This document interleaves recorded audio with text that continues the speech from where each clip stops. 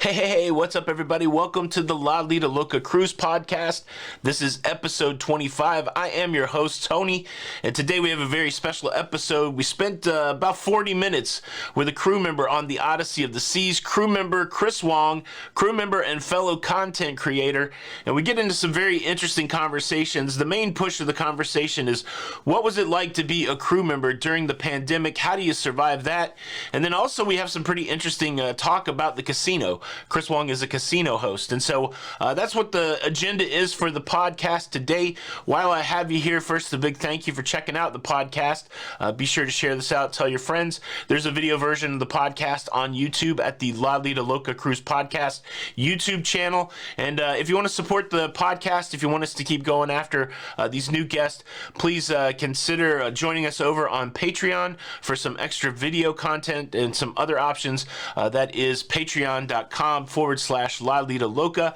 All right, without much further ado, let's go to the Odyssey of the Seas and talk to our friend Chris Wong.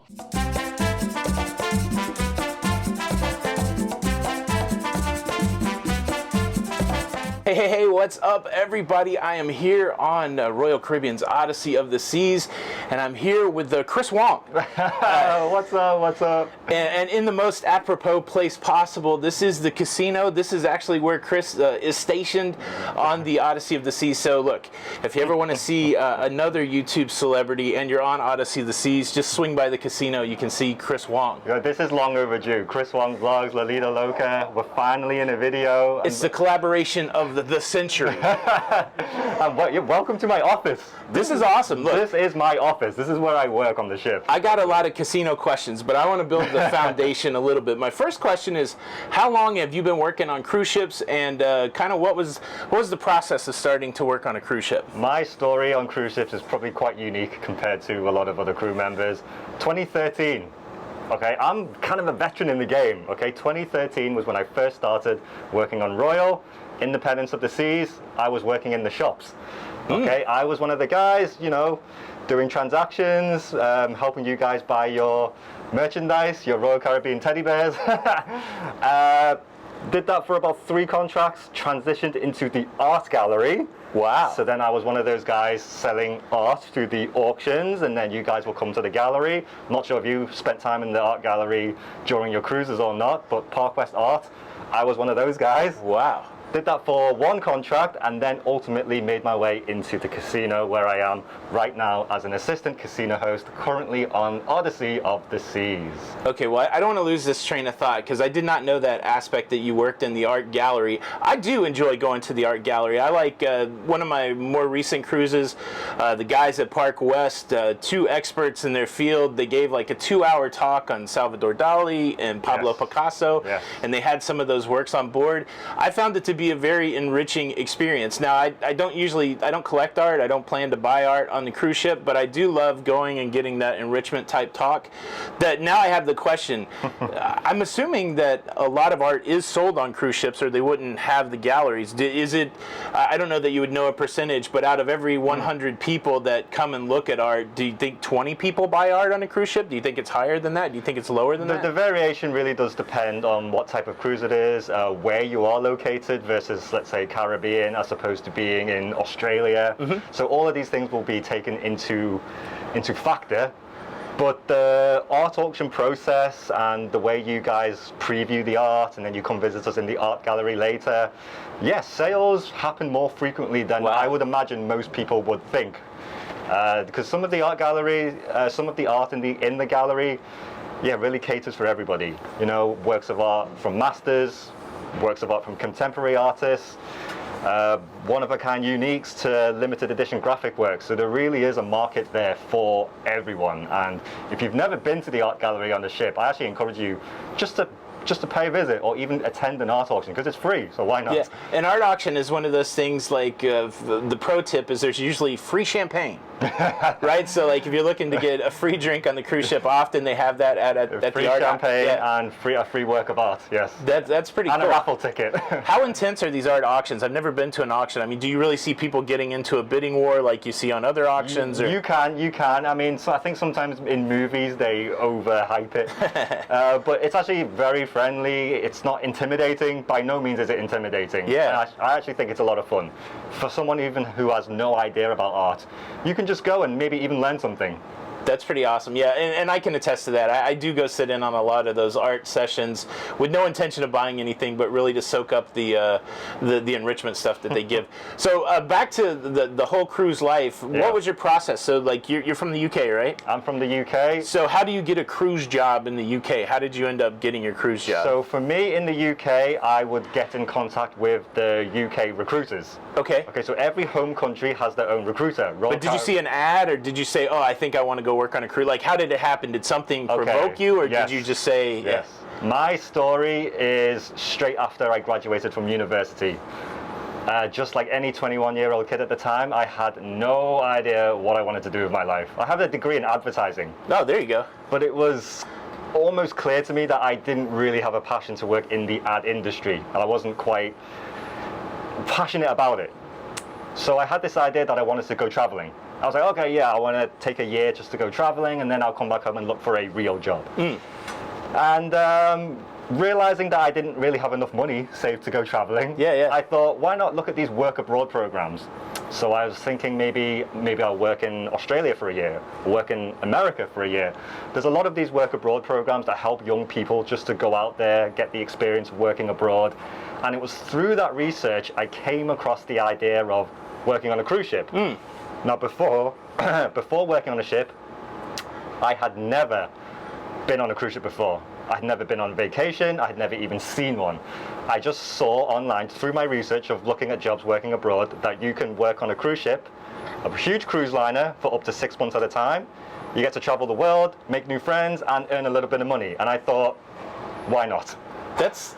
That's pretty amazing, like to have the insight that you wanted to travel and then to find a way to travel even, without necessarily the means at the time. Because, like, I know it's funny, like when we're in high school in the U.S., the people from the military, they come and they recruit you, and part of part of their enticement is you can see the world.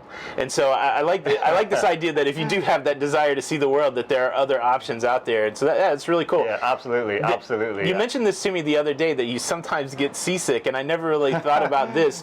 What's it like? So do you get seasick? How did you deal with that when you first got on the cruise ship? And how common is that among crew members, this being seasick? Yeah, I think it's one of those things where people assume, us crew members, we're so used to being on ships now we don't get seasick anymore. No, that's not true. From time to time when the ship's rocking, I will feel it. This is how I discovered Dramamine for the first time. There you go. We don't have that in the UK. So being here in the US, and somebody, I can't even remember how, I think they were selling it in the shops that I was working in. And I was looking at it like, okay, let's just try it. And for me, Dramamine helps with travel sick instantly. Do you take it, and I know a lot of people deal with this, do you take it at the onset of feeling sick, or do you take it before you even feel sick as a preventative thing? Are you on a daily regimen of Dramamine, or is it more just like when you feel a little queasy or something? Just when I feel it. So if I can feel the ship rocking and I can feel myself maybe getting a bit lightheaded, I'll take it before it actually starts to become seasickness. And it works like a charm. I think most crew members on board take it as well, because in our crew medical facility, seasickness tablets are free for us. Oh, that's awesome. Yeah, so we can just take it whenever we need.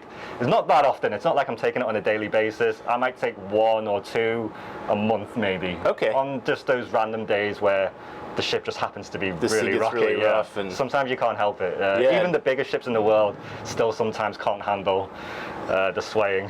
Yeah, no, it's unfortunately I haven't gotten seasick, but when I was on the sister ship of this ship on the Spectrum of the Seas, we were in a typhoon, and we were trying to outrun a typhoon, and the typhoon overtook us, and that's the most I'd ever seen anybody getting sick on a ship. I mean, it was one of those deals that at every stairway they put out the bags for people. Yeah. So that was. Well, that's a first sign when you see the seasickness bags ready at the stairs. Yeah. You know, okay, tonight's probably going to be a little rough, so I might take a tablet just to be safe. That's a good tip. All right, so back to working for a cruise ship. The way that it works is you sign up for a contract that has a period of time. Is there a normal length of contract? Does it vary by position? And what happens when the contract is over? Do you have to go home for a period period of time, or can you immediately keep working somewhere else? How does that typically work? So the average standard Royal Caribbean contract, I'm not sure how it is on other cruise lines, is 6 months and 3 weeks. So it's just under 7 months. Everybody will do at least that.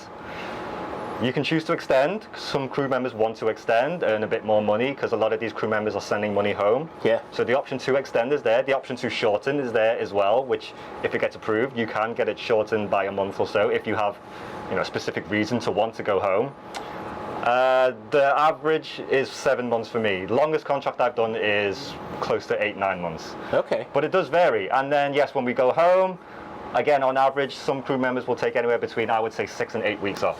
Okay. You can request for a little bit longer if you need, if you have, again, a reason to. A friend's wedding, I need a longer vacation, I have a friend's wedding. They're not going to say, no, we need you to come back to work now. So they're very capable of helping us if we want to extend or shorten a contract. And that's actually a very nice thing about working for Royal. How does it work? So do you get paid even on that time at home, or like you're just paid during your contract and then you're at home and not paid? Like I'd heard somewhere before that like in the US, teachers, even though they're off during the summer, they have the ability to be paid even during those off months. Right. How does it work on a cruise ship? Do you get all your money while you're working and then you just got to make sure you save money for when you're off, or do you continue to get paid during the off time? That's pretty much it. We don't get paid during our vacation time when we're at home. Okay. We're paid for the months, literally the days that we're here on the ship. We get paid on a 2-week basis here on Royal. And then we would just get paid for the length of our contract. So most people will actually have enough money saved to survive the vacation period. And then they're ready to start the next contract again, and then they will carry on earning again. That's pretty cool. All right, well, let's talk a little bit about the pandemic. So the first thing that I thought of when I thought of you is when we were out there cruising, we all saw it coming. Like we knew we hit a date that cruising wasn't going to happen anymore. What was do you remember the moment, like the first time that you heard about coronavirus? Yes. January 2020, maybe even before, maybe closer to the New Year's in December of 2019, obviously news from China was coming out that coronavirus was coming, but even back then no one really thought anything. It really wasn't until March, the month COVID hit in 2020, and I started to see the capacity on the ship I was working on at the time, Oasis of the Seas. Okay. The capacity started to go down. And was that were they sailing the Caribbean at that point? We were in the Caribbean, out of Florida? Yes, same as this ship, Fort Lauderdale, Miami, sorry. So yeah, all of a sudden, less passengers, almost half capacity, and it was very strange because it just came out of nowhere.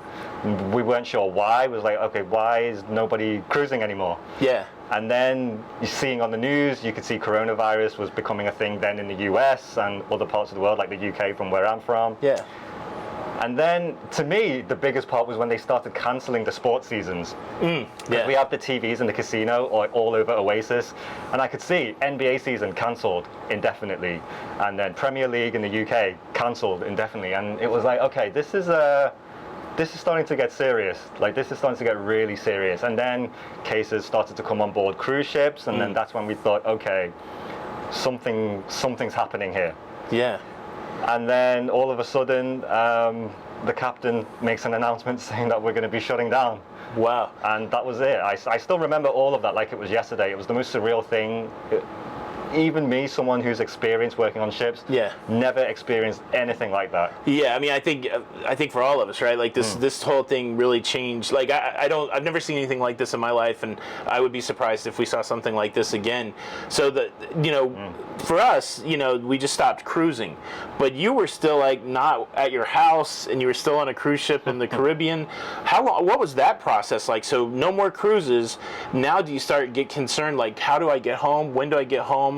And I think I discovered you during that time when you were just on an empty cruise ship trying to get home. So what was the process to returning to the UK, and how long a process was that? Well, first of all, it wasn't actually that bad because we were told, okay, cruises are going to be suspended for 30 days. So in our heads, we were like, okay, so there's going to be no guests on the ship for 30 days. This is going to be great for us. We're going to be able to just chill, relax, not work as much. And then in 30 days' time, we're going to just pick up again. But it wasn't until 2 weeks into those 30 days when we were told, okay, we're actually going to start sending you home.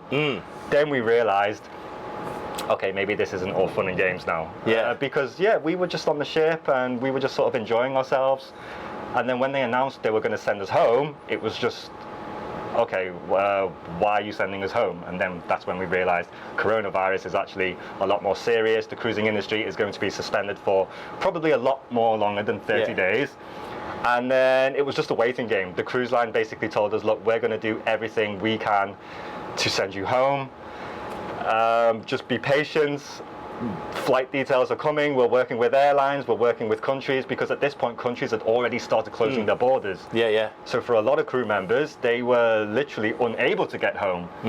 Now, luckily for me, the UK kept its borders open. So I was only locked on the ship for close to a month, compared to a lot of other crew members who were on here for, I think, like 6, 7, 8 months almost.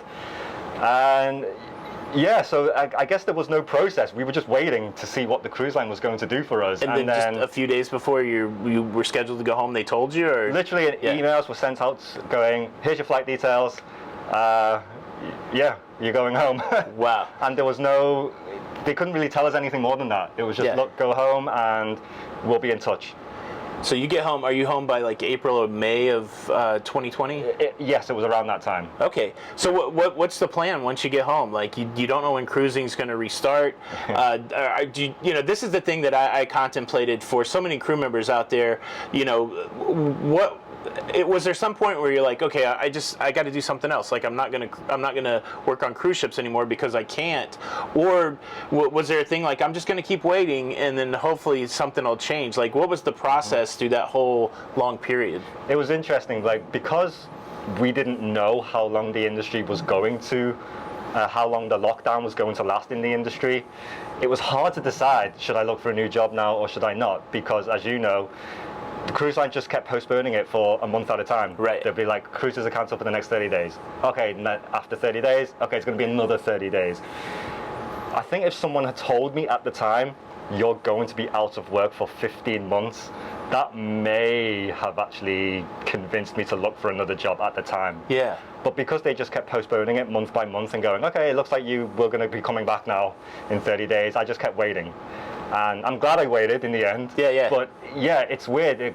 Like I said, if someone had told me it's going to be over a year, that may have actually convinced me to look for another career or job, or just, maybe ships is not for me anymore and I should just stay at home. Yeah. So there was all sorts of weird thought process. But making YouTube videos actually kept me occupied. Yeah. And because the fear that I had was, when I leave the cruise ship, nobody would care about watching me on YouTube anymore.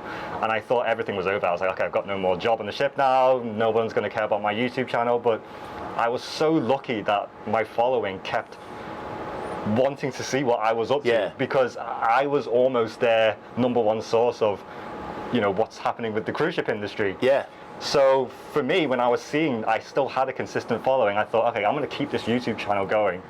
And that kept me preoccupied for the entire duration of the pandemic, and that made me want to stick it out and think, okay, do you know what, I think I'm just going to stay and see what happens. And luckily for me, I was one of the first crew members to be recalled back to restart cruising in the US. In fact, this was one of the first, if not the first, Royal Caribbean ship that came out of the US again.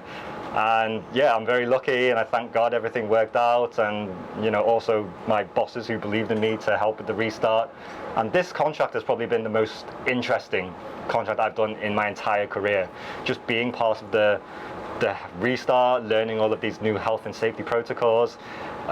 This is again, it's a once in a lifetime thing. Yes, that reminds me a couple things, and I want to circle back around and talk about your YouTube channel.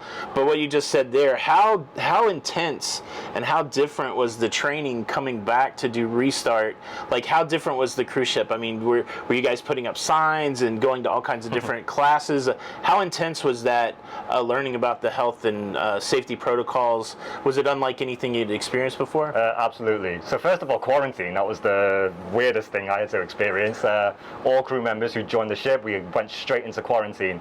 So I was quarantined for almost a month in total due to some different circumstances. But yeah, quarantine, and then we did training when we were in quarantine. Okay, we had online training, so they would send us all the training information, and we'd be there on our computers in our cabins, in our guest cabins, just learning all of the new health and safety protocols. There was a lot. Wow. Like, there was a lot to take in, and it was just a lot of reading.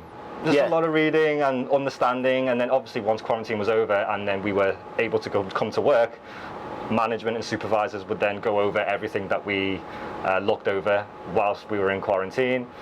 Just learning things about social distancing, the rules with face masks. Yeah, I mean, I was literally cutting out social distancing markers, placing them on the floor, measuring them out. We were printing out signs for, sanitize your hands and placing them all in locations around the ship. Yeah, it's just a bit of a mad one. Wow. So how many months back are you now? Has the ship been going? It's 2 or 3 months, right? This ship started in June. June? So yeah, where are we now? It's like 4. November, like almost 5 months. Yeah, almost 5 months. So from a crew perspective, what's it like to be back? How, if your friends and stuff, how does it feel now to be back? Is it, do you guys worry that it's going to shut down again, or do you get a good sense that it's not going to shut down again? What's it like being back, I guess, is the question. That first feeling of being back on the ship was incredible.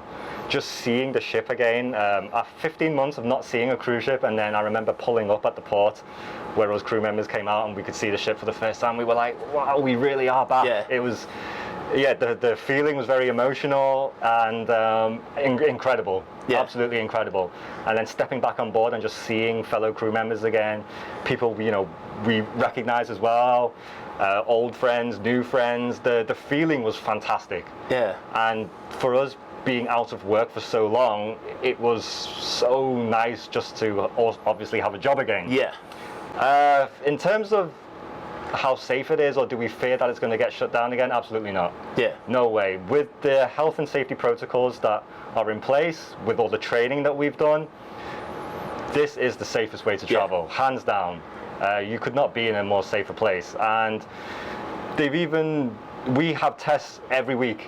Okay, crew members, we started getting tested twice a week, which has now been pushed back to once a week because we were getting negative test results all the time.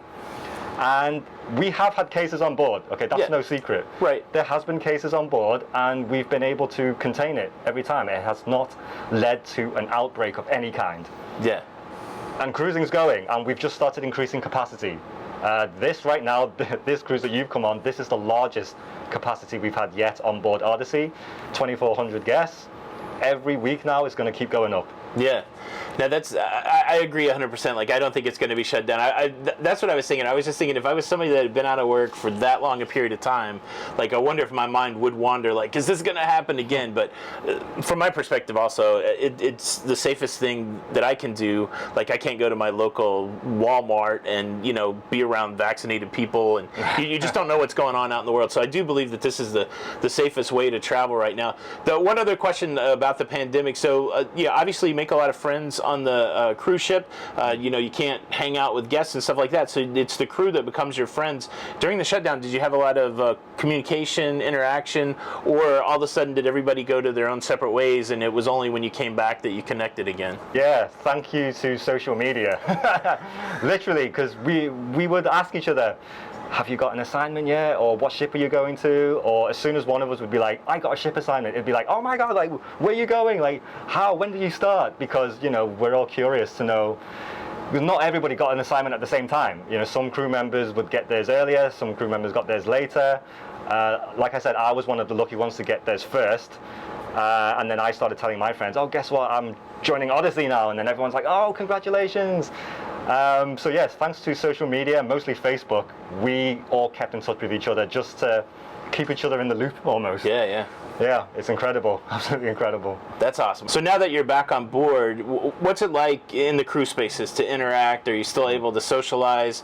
Is it the same as before? In our crew areas, we are able to socialize in a, again, controlled way. So we have social distancing rules in our crew areas too. We have face mask rules in our crew areas too. In the crew bar, again, you know, everything's all spaced out for us nicely. Yeah. So we are able to socialize and engage and interact with each other. So the crew morale is still pretty strong. Yeah, okay? yeah. Obviously, it's not the same as how it was before. Right. But you know, we understand that things are different. We all knew what we were signing up for. Like, we were told, look, this is not going to be a normal contract. This is not going to be how you know, remember cruising to be. But we're okay with that. Yeah. There's absolutely nothing wrong with that. And like I said, the majority of us are really are just like happy to be back. That's awesome. Yeah, I am one of those people. Like, I am so happy to be back. All right, so we're going to put the heaviness of the pandemic behind us. We're celebrating with you and every crew member that we're back to cruising. We're celebrating with all cruisers that we're back to cruising.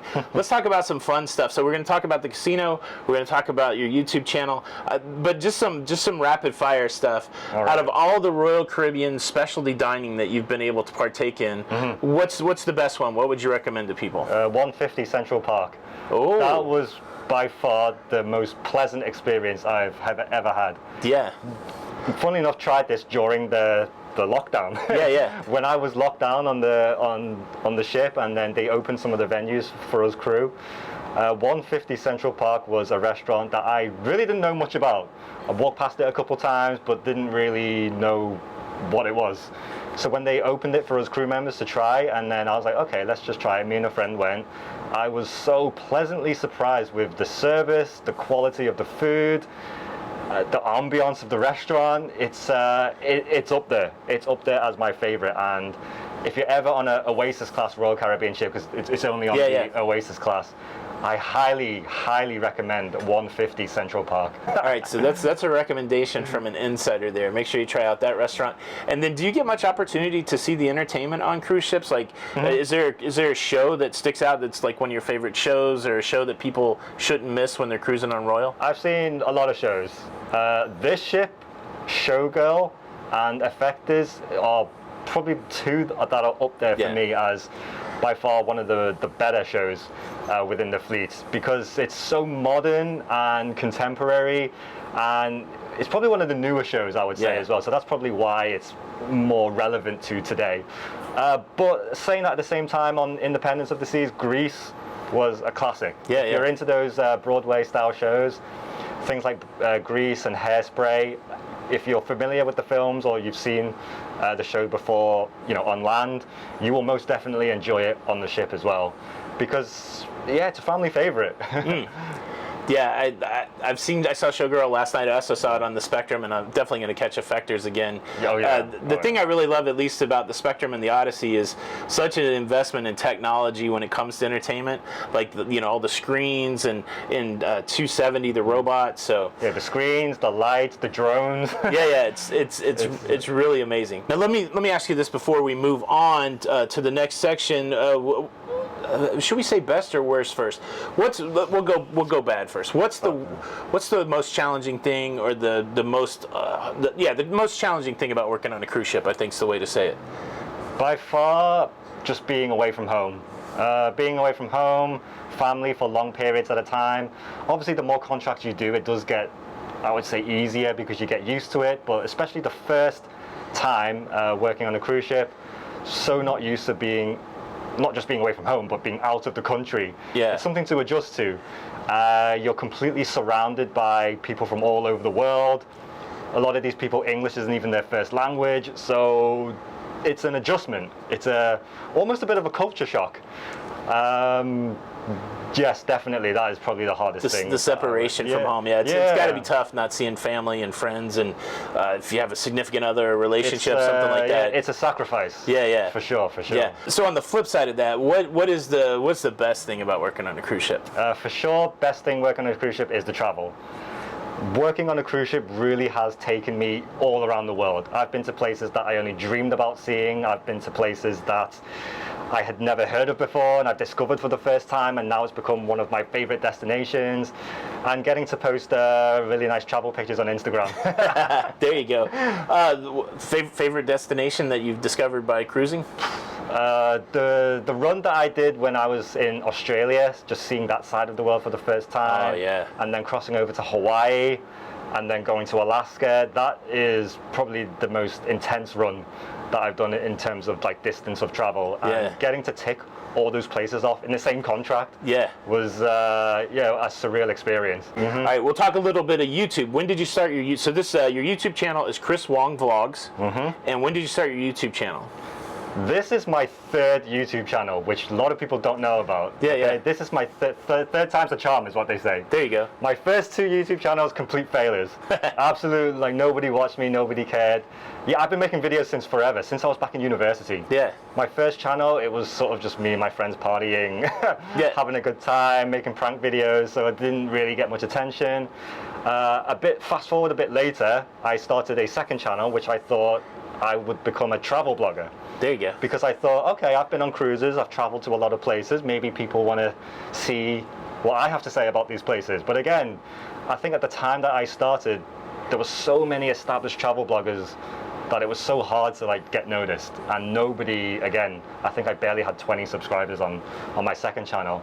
And then you fast forward a bit later now to my third and current channel, I was thinking, okay, what's my next big idea? And then I thought, at the time, flight attendant videos were really big on YouTube, okay? So you had all these girls and some guys making these videos about being a flight attendant and showing what their life is like being a crew. And that gave me the idea, okay, why don't I show what my life is like as a cruise ship crew member? Because I don't think anyone's ever done that. And I did a bit of research and I was like, yeah, there is no legit cruise ship crew member on there. There was like an occasional random video from a crew member, like here and there, but there was no established crew vlogger. So that was the sort of mentality I had in my head. And it was almost an instant success. Nice. I posted my first video and people were so fascinated into what working on a cruise ship was like. They were so fascinated in what being a cruise ship crew member was like. And then that's when I realized I found my niche now. I found something that's unique and hasn't been done before on YouTube. I was the first crew vlogger. What year was that? 2018. 2018. So you got a good year's, almost 2 years worth of content before the pandemic. Oh yeah, exactly. Yeah. Like you said, you discovered me during the pandemic. Yeah. A lot of my followers discovered me during the pandemic, but I was actually making videos way before the pandemic. And everything just lined up nicely for me. It was almost perfect timing. Because I started making videos. So before the pandemic, I happened to be on Oasis of the Seas for the launch of. It just came out of dry dock, so the ship launched for the amplified new ship, and I happened to post the first tour video of the ship. There you go. Blew up my channel, posted a video of my cabin. Video went viral, still my most viewed video on my channel. And then obviously shutdown happened and I was the only person at the time making videos of what was happening during the lockdown. So everything almost fell nicely into me. Now I'm on Odyssey, brand new ship. I was here for the launch. It's, it's, like I said, everything just fell nicely for me. It's almost been a blessing from above. That's the way I feel about, this is my second attempt at YouTube also. I used to do like an unboxing geeky channel that never got any kind of traction, Yeah, it's all about trial and error. It's all about timing, and I do believe there's sometimes something from above that lines things up, and so I'm definitely along that mindset also. I believe that's, kind of why we're here doing what we do. So yeah, go check out Chris Wong Vlogs. I'll leave a link in the show notes or on the YouTube if you're watching this on video form. But very entertaining vlog. I enjoy it. Let's talk about cruise casinos for a little bit. All right. How do you describe, what is your job and what do you do? My job as a casino host, Oh, nice. I'm assistant casino host on board, revolves around the loyalty program here in the casino. So what a lot of people don't realize is in the casino, we have our own loyalty program. Right. It's separate from Crown and Anchor. Sometimes people get that confused. Crown and Anchor is Royal Caribbean's loyalty program as a cruiser. So every cruise you go on, you get points. Here in the casino, you get points based off your level of play. So the more you play, the more points you get. And the more points you get, the more rewards you get.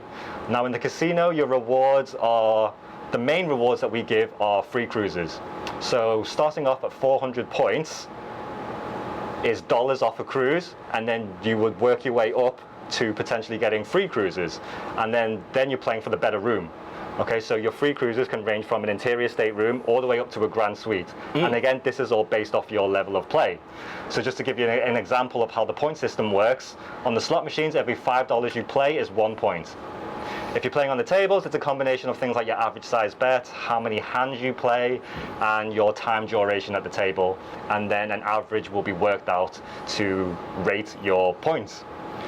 At the end of every trip, I will see how many points each player has, and then I can reward you with a free cruise certificate. The loyalty program also works on a 12-month period, so we have our different tier statuses. Different tier statuses, as you work your way up, again, the more points you get, the higher status you will get, the more perks and benefits you will get on board. So we're talking things like free internet, priority check-in, access to some of the lounges. And again, during your visit, based on your level of play, as a casino host, I may be able to compute some certain things. This could be things like dinners, shopping expenses. So my job really does revolve around Club Royale, which is the Casino Royale's loyalty program here exclusively on Royal Caribbean cruise ships. So I get asked this question all the time, like, okay, how much do I have to gamble? So that's helpful. So if you're at a slot machine and you put in $100 and you're making a $5 bet, right? And so every time you tap the thing for the $5 bet, you're getting 1 point. Exactly, win or lose. Win or lose, right? And so say like on, so you got 20 spins at $5. Say on spin 10, you win a big jackpot. That doesn't matter, right? Just every time that you hit that $5 spin, that's 1 point. Exactly. So what's the best approach for people that want to get comped for cruises in the casino? Is it best to make a relationship with the casino host at the beginning of the cruise and check in, and before you leave say, okay, how did I do this week? Do I have a free certificate? Because I think a lot of people are like, I'm just waiting at home to get the email or something in my mail. But really, if you're more proactive, you can really understand, like, it's no secret where you're at in the loyalty program, right? It's not a mystery. Like, as long as you work with somebody like a casino host, you can really understand what your gambling's getting you. Is that a fair statement? That is pretty much spot on. Oh, good. Yeah. I would say at the beginning of your trip, if you like playing in the casino, come visit the casino host right at the beginning and just ask all the questions that you want to know. How the point system works, how the loyalty program works, how our reward system works, and you will get a better understanding. The information is out there. It's online, okay? Everything is online. Your rewards, whether you come and see me or not, will be uploaded online. But I would say just spend time with the casino host, say hi, and just ask all of the questions that you have, because once you learn it, it's actually quite easy. Yeah. It's not intimidating. We're not here to intimidate you. It's my job as a host is to host you guys, the players. And it's my job to obviously talk and give you as much information as possible. And yeah, I'm here to reward you based on your level of play. And if your level of play is good, you will be rewarded sufficiently. And that's pretty awesome, because like what you said, even maybe during you might not have to wait till the end of the cruise to get that free certificate. You might have enough play in the first couple days where you could get like a free specialty dining, that kind of thing. I think the big message is don't be intimidated, and use resources like the casino host to help you. But look specifically for the casino host. Like, the dealer may not be able to help you the same way. The pit boss that's walking around may not be able to help you the same way. The cashier may not be able to help help you the same way. Casino hosts are designed to help you navigate that process of comps and loyalty, all that kind of stuff. So I don't think everybody connects with that. Like if you're, a lot of times people maybe only gamble for the first time on a cruise ship. So I think that's super valuable to know. Anything, and I wish I'd have fed you this question before the show, but I'm thinking like, are there any like do's and don'ts in the casino? Is there anything that like, is there any knowledge that somebody could have that would make their casino experience better, or is there anything that's really like out of bounds that they shouldn't do that's going to make their casino experience bad? Anything come to mind like that? Or are there any trends? That's a good question, actually. The only thing that comes to mind right now is just don't be intimidated to come to the casino, even if you're brand new and have no gambling knowledge or anything. In fact, here on Royal, everyone who's 18 and over already has free play on their card. And they can come down to the casino and just play their free play, even if they have no intention of like gambling anything else. Like everybody on the cruise has free play? Who's 18 and over. That's 18 and over. So like if I put my card in the slot machine right now, I would have some sort of free play? Yeah. I didn't know that. For the first 2 days of the cruise, everybody has free play. It's day 3. I'm messed up already. You missed it. But yeah, it's anywhere between $2 and $100. So there could have been $100 on your card. So that is your invitation to come to the casino. Can you only use it on the slot, or could I go see someone like you and be able to get a free play is for the slot machines. Slot machine, okay. This is on Royal Caribbean ships. Yeah. And wow. Don't be intimidated to come. That's all I can say. And in terms of our loyalty program, again, you don't have to spend ridiculous amounts of money to start earning points or rewards. Right.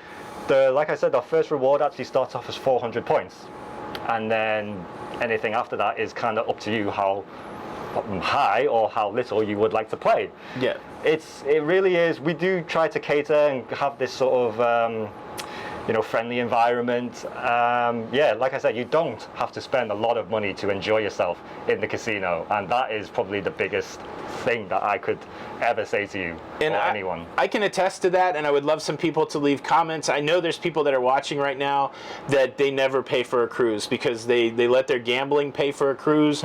There's people that do it in a smart way, and when you hear gambling pay for your cruise, it doesn't mean that they've lost a ton of money to get their cruise paid for. They've just done it smart. They've worked with the loyalty programs, and so honestly, if you're again, gambling's not for everybody, but if you're somebody who likes to gamble, you might as well get the most out of it by understanding the programs, working with people like the casino hosts to get the best comps that you can get. And so and there's free play on Royal for the first 2 days. I feel like that's a secret that most people don't know about. I'm excited. But Chris, I appreciate you taking your time. This is Chris's day off. So cool of Chris to come and hang out. I love that we can do it in the casino because you can very rarely film anything. Let me ask you that. What are the rules about filming in the casino? The rule is you can film in the casino now because it's empty. The rule is you can't film other people gambling. So it's not that you can't film in the casino, you just can't film players gambling. So now we are here, casino's closed, we can film in here. So when we're open, absolutely not. When there's tables going, when there's people on slot machines, absolute no-go. Do not film in the casino. Chris, man, I appreciate you spending the time, and you've really dropped a lot of knowledge on us from a casino perspective. Loved hearing about your story. Is there anything that you want to share with the people, anything that we haven't said? Just thank you for having me on the channel. I've been a fan of Tony a long time. Even before my channel started blowing up, I was obviously aware of who Tony was. So now that I'm here, able to make a video with you, it's kind of a surreal thing. Yeah, it's a highlight for me this week. Like, one of the motivations for me to come on was to get to meet you, and so I feel the same way. So I appreciate anybody that puts themselves out there, and you're doing it in a really unique way that many of us don't have access to. And so I'm so glad that I got to hang out with you this week. And make sure you go follow Chris Wong on the YouTube, Chris Wong Vlogs. Thank you, my man. Thank you, Tony. Appreciate it. There it is, a great conversation with Chris. It reminds us to raise the battle cry. Cruising is back, baby. So many of us, of course, missed out on our cruise vacations, but so many other people missed out on their livelihood, and it's really cool to see that happening. Thank you so much for checking out the podcast. Please give us a review on wherever podcasts are, iTunes, that kind of thing. And if you're watching this on YouTube, please consider subscribing and hitting the like button. Thanks for checking in. Lido Loca Cruise Podcast, episode 25. This is Tony for Lido Loca, and until the next time, we'll see you on the Lido. Bye.